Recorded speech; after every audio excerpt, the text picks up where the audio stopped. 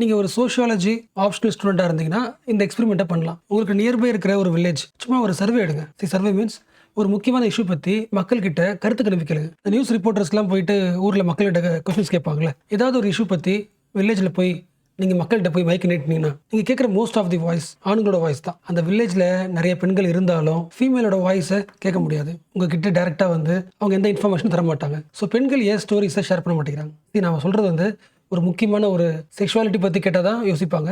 But even for example உங்கள் வில்லேஜுக்குள்ளே புலி வந்து நிறைய பேரை வந்து சாகடிச்சிச்சு, புலிலாம் எப்போ வரும், இந்த மாதிரி அந்த ஊருக்கான இஷ்யூ கேட்டால் கூட பெண்கள் என்ன பண்ணுறாங்க, தன்னோட முகத்தை மறைச்சிக்கிட்டு மைக்கிட்ட வர போயிடுறாங்கல்ல. Social norms often silences the female voice. நம்ம ஊரில் ஓகே, தமிழ்நாட்டில் கண்டிப்பாக பேசுவாங்க. நார்த்லாம் போனீங்கன்னா, என்ன சொல்ல போனால் ராஜஸ்தான் போனீங்க, இல்லை பஞ்சாப், ஹரியானா இந்த ஏரியாக்கெலாம் போனீங்கன்னா ஃபீமேல் வாய்ஸு சுத்தமாக கேட்காது. ஆக்சுவலாக இது ஒரு கேஸ் ஸ்டடிங்க. ராஜஸ்தானில் ஒரு ப்ரெஸ் ரிப்போர்ட்டர் போயிருக்காங்க. அந்த ஊரில் வந்து புலி அதிகமாக வந்து வேட்டையாடுது. அப்போ அதை பற்றி விசாரிக்க போயிருக்காங்க. போயிட்டு ஃபர்ஸ்ட் டேயில் அவங்க எடுத்த எல்லா இன்டர்வியூயும் ஆவரேஜாக எடுத்து பார்க்கும்போது most of the voices men வாய்ஸாக இருக்குது. ஸோ வில்லேஜில் women are present but silent. இந்த ஒட்டுமொத்த ரிப்போர்ட்டில் ஒரே ஒரு உமன் மட்டும் தான் பேசினாங்க. அதுவும் அவங்க ஏன் பேசியிருக்காங்கன்னா, அவங்க ஹஸ்பண்ட் வந்து புலியால் தாக்கப்பட்டு இறந்து போனதுனால அந்த உமன் என்ன பண்ணிருக்காங்க, ரிப்போர்ட் கொடுத்துருக்காங்க.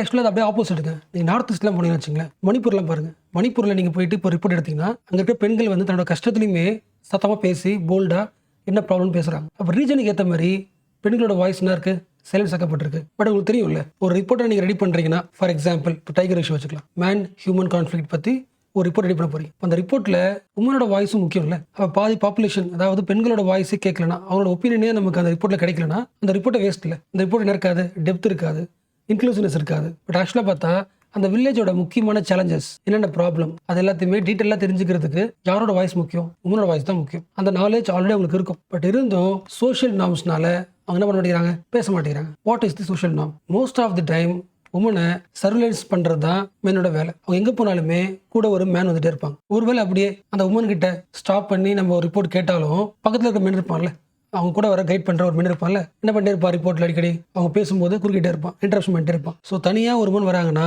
அவங்க பேச மாட்டேங்கிறாங்க. என்ன ரீசன்? சொசைட்டி அவங்களுக்கு மாற்றிருக்கு. அதுக்கு பேர் என்ன, சோஷியல் கண்டிஷனிங். அவங்க சைலன்ஸாக இருக்கணும்னு சொல்லி சொசைட்டி ஒரு கண்டிஷனிங் பண்ணியிருக்கு.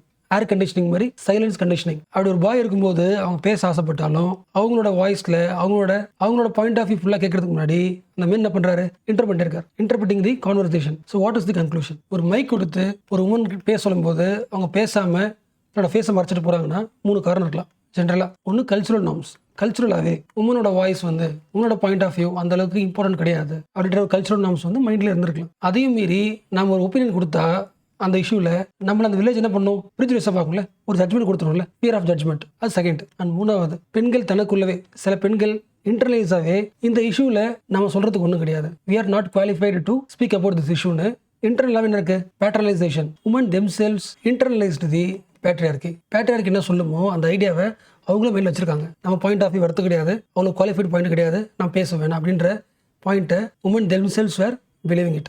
இது எல்லா ஊர்லேயும் கிடையாதுங்க. ரூரல் வில்லேஜில் நார்த்தன் சைடில் போகும்போது இது இருக்க சொல்கிறாங்க. ஸோ ஓரளவுக்கு புரிஞ்சா? ஸோ வில்லேஜில் போயிட்டு ஒரு ரிப்போர்ட் ரெடி பண்ணுறதுல ஜேர்னலிஸ்ட்டுக்கு இருக்கிற சேலஞ்சஸ் புரிஞ்சா? மோஸ்ட்லி ரிப்போர்ட் என்னவா இல்லை, இன்க்ளூசிவாக இல்லை. என்ன ரீசன்? உமன் வாய்ஸ் கேட்க மாட்டேங்குது. உமன் வாய்ஸ் கேட்க வைக்கணும்னா என்ன பண்ணணும், நிறைய விஷயங்கள் பண்ண வேண்டியதாக இருக்கணும். ஃபஸ்ட்டு உமனை பேச வைக்கிறதுக்கு கொஸ்டின் கேட்குற இடம் வந்து சேஃப் ஸ்பேஸாக இருக்கா? இதை போகும்போது கூப்பிட்டு பேசுகிறத விட சேஃப் ஸ்பேஸில் கம்ஃபர்டபுளாக இருக்கும்போது கொஸ்டின் கேட்குறீங்களா, ஃபஸ்ட் லெவல். அடுத்தது நீ கொஸ்டின் கேட்டவனே ஆன்சர் பண்ண மாட்டாங்க, டைம் ஆகும். So be patient and be persistent. Meaning புரிச்சா? நீங்கள் ஒரு ரிப்போர்ட்டரு, உங்கள் மேலே அவங்களுக்கு ட்ரஸ்ட் வரதுக்கு டைம் ஆகும். அது வரைக்கும் பேஷன்ஸாக வெயிட் பண்ணணும். மூணாவது முக்கியமானது, வில்லேஜில் மோஸ்ட் ஆஃப் தி பெண்கள் கூட ஆண்கள் வருவாங்க. அப்போ அவங்களோட இன்டர்ஃபரன்ஸ் இருக்குல்ல, அந்த இன்டர்ஃபரன்ஸை தடுத்துடணும். அவங்க இன்டர்ஃபரன்ஸ் எடுத்தாலே பாதி வேலை முடிஞ்சிச்சு. இந்த ஸ்டோரியில் எங்கே, நார்த் இந்தியாவா? நார்த் இந்தியா விட்டுட்டு அப்படியே ஈஸ்ட் இந்தியாவுக்கு வந்தீங்கன்னா, அதாவது நார்த் ஈஸ்ட்லாம் வந்தீங்கன்னா, நார்த் ஈஸ்ட்டு அதாவது மணிப்பூர், ஈவன் வெஸ்ட் பெங்கால் இந்த ஏரியாக்கெலாம் வந்தீங்கன்னா ரிப்போர்ட்டர்கிட்ட உமன் என்ன பண்ணுறாங்க, நிறைய பாயிண்ட்ஸை முன்னைக்கிறாங்க. ஈவன் ஒரு செக்ஷுவல் டிராஃபிக்கிங்கில் மாட்டி தப்பிச்சு வந்த உமன் கூட போல்டாக பேச ஆரம்பிக்கிறாங்க. என்ன ரீசன்? இந்த பகுதியில் ஒரு உமன் பேசும்போது அவங்க என்ன பேசுகிறாங்க அப்படின்னு 24 hours அவங்க ரிலேட்டிவ் ஒரு மேன் என்ன பண்ணல, அவங்க ஓவர் சைட் பண்ணல. அப்போ என்ன ப்ராப்ளம்? மேல் ஓவர் சைட் தான் ப்ராப்ளம். அதாவது அவங்கள மானிட்டர் பண்ணுறது, அவங்க என்ன பேசுகிறாங்கன்னு நடுவில் டிஸ்டர்ப் பண்ணுறது, இந்த மேல் ஓவர் சைட் இல்லாததும் ஒரு காரணம். இல்லைன்னா ஆல்ரெடி அவங்களுக்கு நிறைய பிரச்சனை இருக்குது, அந்த கவலையை கொட்ட ஆசைப்படுறாங்க. ஓரளவுக்கு புரிஞ்சுல?